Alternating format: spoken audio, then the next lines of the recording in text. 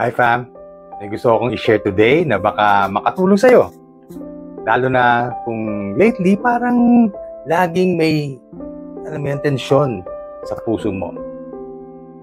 Sagutin mo muna itong tatlong tanong. Kapag may nagko-correct sa'yo, lalo na pag gentle naman ang approach, tataas ka ba agad ng kilay mo? Or tumitibok agad yung puso mo ng mabilis? Number 2, narinig mo yung word na submit kay Lord, sa magulang, sa church, sa leader, sa asawa. Tapos parang may kumikirot. Number 3, feeling mo ba laging kailangan ikaw ang may control? Ayaw mong magpa-apekto o magpa-guide man lang sa iba? Think about it. Kung at least isa dyan ang yes mo, don't worry, hindi ka nag-iisa. Baka may konting oppositional behavior kang kailangan i-deal.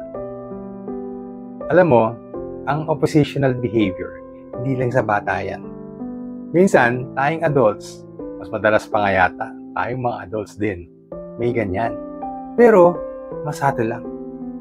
Ayaw magpasaway, laging kontra, parang laging naka-defensive mode, alam mo sa boxing na ganun palagi. At madalas, hindi yan pride. Kung hindi pain, kaya parang boxing ayaw masaktan. Marami sa atin lumaki sa mga environment na either sobrang higpit or sobrang namang pabaya. Yung tipong pag may authority, takot ka or galit ka. Kaya ngayon, kahit si Lord, hirap kang pagkatiwalaan. Kasi dati, nasaktan tayo ng taong dapat nag-alaga sa atin. Nakakalungkot. Yung iba may trauma talaga. Iniwan, pinabayaan, sinaktan. Kaya ngayon, huwag na lang mag-depend, huwag na lang mag-trust. Ako rin naman nasaktan. At minsan nararamdaman ko yun. Yun din na reaction ko. But here's the thing. Hindi pwedeng excuse yung pain para manatiling matigas. God understands our wounds, yes. But He also calls us to grow. Hindi pwedeng puro ipinagdadaanan kasi ako.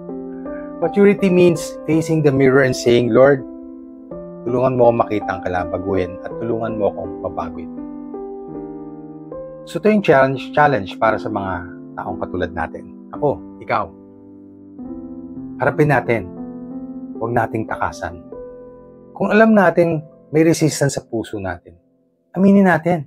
Then ask God to show bakit. Minsan kasi, hindi natin nakikita. Automatic na lang yung pushback.